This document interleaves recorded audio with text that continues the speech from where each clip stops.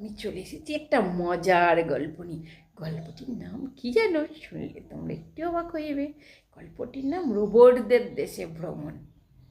যদিও এই গল্পটা আমি ঘুমের মধ্যে দেখেছিলাম।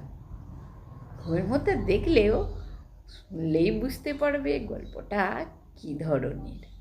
তাহলে চলো শোনাই। একদিন আমি ঘুমের মধ্যে স্বপ্ন দেখছি আমি রোবটদের দেশে ভ্রমণে গেছি। রোবটরা আমাকে স্বাগত জানাচ্ছে।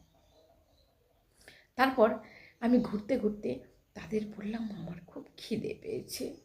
তারা কী করলো জানো? আমার জন্যে এক আকর্ষক খাবার নিয়ে এলো, যেটা তৈরি ছিল ধাতু দিয়ে। আমি তো দেখে অবাক হয়ে গেলাম। তারপর কিছুক্ষণ থাকার পর আমার দম বন্ধ হয়ে গেল। আমি নিঃশ্বাস নিতে পারছি না। কারণ ওখানে নিঃশ্বাস নেব কী করে?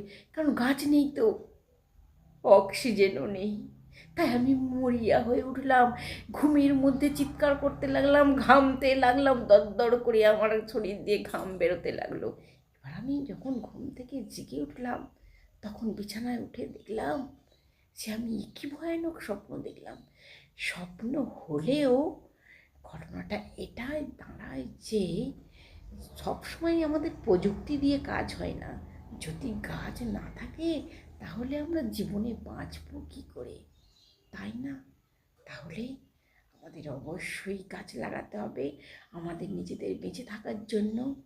প্রযুক্তি দিয়ে সবসময় কাজ হয় না বন্ধুরা, তাই না?